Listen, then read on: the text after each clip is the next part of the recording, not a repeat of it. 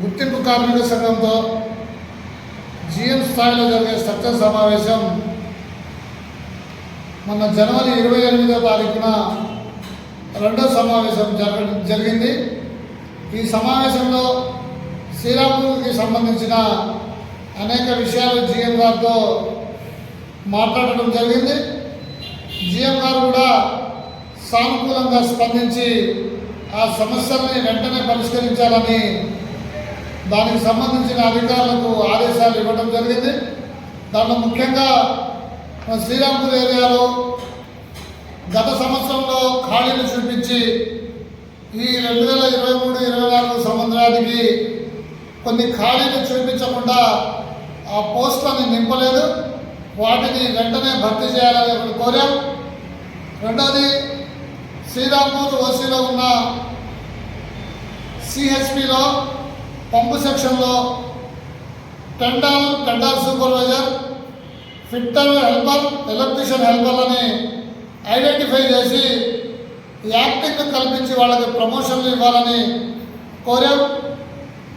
అదేవిధంగా అన్ని గనుల మీద ఏదైతే మెటీరియల్ షార్టేజ్ ఉందో దాన్ని వెంటనే పరిష్కరించమని చెప్పాం. నాణ్యమైన బూట్లు ఇవ్వాలని, హెల్మెట్లు ఇవ్వాలని, నాణ్యమైన హ్యాండ్ గ్లౌజెస్ ఇవ్వాలని, అదేవిధంగా కార్మికులకు సంబంధించిన డ్రిల్ బిట్లు కానీ డ్రిల్ రాడ్లు కానీ నాణ్యమైనవి రావటం లేదు.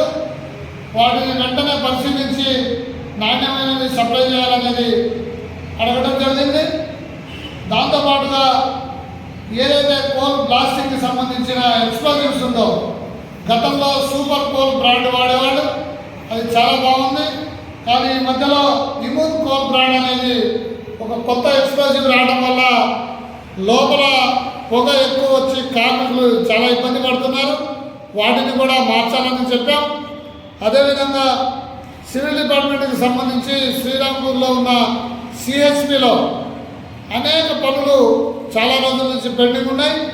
ముఖ్యంగా అక్కడ జనరల్ మజూర్ల షెడ్, పార్కింగ్ షెడ్, ఎస్ఎంపిసి వాళ్ళకి సంబంధించిన చెక్ పోస్టు, అదేవిధంగా లారీ ముఖద్దం షెడ్డు, సబ్స్టేషన్కి సంబంధించిన గోడలు, రూప్ బోర్డ్స్, అదేవిధంగా పిట్ స్టోర్ దగ్గర స్పీడ్ బ్రేకర్లు, ఇలా అనేక విషయాలు పెండింగ్లో ఉన్నాయి. దాన్ని పరిష్కరించమని చెప్పాం.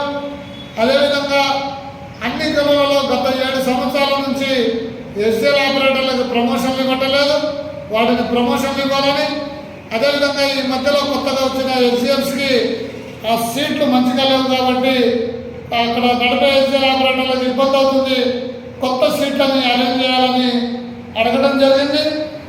అదేవిధంగా శ్రీరాంపూర్ ఏరియాలో కార్మిక కుటుంబ సభ్యులు సాయంత్రం పూట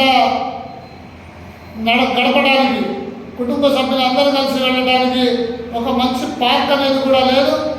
ఏదైతే శ్రీరాంపూర్ ఓసీపీ దగ్గర ఎకో పార్క్ని ఏర్పాటు చేయాలని గతంలో మన చైర్మన్ గారు, అదేవిధంగా coal secretary, central coal secretary గారు ప్రారంభించారు.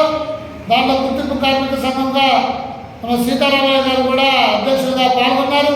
ఆ ఎకో పార్క్ పనులు వెంటనే పూర్తి చేసి దాన్ని ప్రారంభించాలని, అదేవిధంగా మనోరంజన్ సముదాయంలో మస్కూర్ కాలనీలో ఉంది కాబట్టి అక్కడ ఓపెన్ జిమ్ని ఏర్పాటు చేయాలని, కృష్ణా కాలనీలో ఉన్న శాంతి స్టేడియంలో ప్రహరీ కూడా ఏర్పాటు చేసి అక్కడ వాటర్ ట్యాంక్ మన ఫెన్సింగ్ వేయాలని, అదేవిధంగా అక్కడ ఉన్న వాటర్ ట్యాంక్ దగ్గర అక్కడ కార్మికులు కానీ ప్రాంత ప్రజలు కానీ చనిపోతే అక్కడ దాన సంస్కారాలు చేసే శ్మశాన వాటిక ఉంది.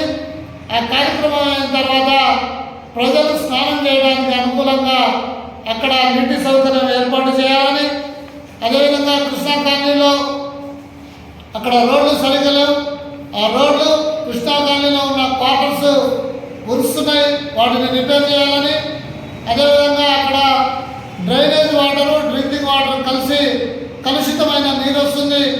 ఆ డ్రైనేజ్ లైన్ని, అదేవిధంగా డ్రింకింగ్ వాటర్ లైన్ని సపరేట్ చేసి కొత్త లైన్ని వేయాలని, అదేవిధంగా కృష్ణా కాలనీ ఫ్లైఓవర్ బ్రిడ్జి దగ్గర నుంచి కృష్ణా కాలనీ వరకు రోడ్డు చెడిపోయి ఉంది, దాన్ని కొత్తది వేయాలని, అదేవిధంగా రిటైర్డ్ కార్మికులకు ముఖ్యంగా టెర్మినల్ బెనిఫిట్స్ ఏమున్నాయో గతంలో ఏఐటీసీ గుర్తింపు కార్మిక సంఘంగా ఉన్నప్పుడు కార్మికుడు దిగిపోయిన రోజే సన్మానం చేసే రోజే ఆయనకు సంబంధించిన సిఎంపిఎఫ్ కానీ గ్రాట్యుటీ కానీ పెన్షన్కి సంబంధించిన చెక్కు వాళ్ళ చేతిలో పెట్టి పంపించేది.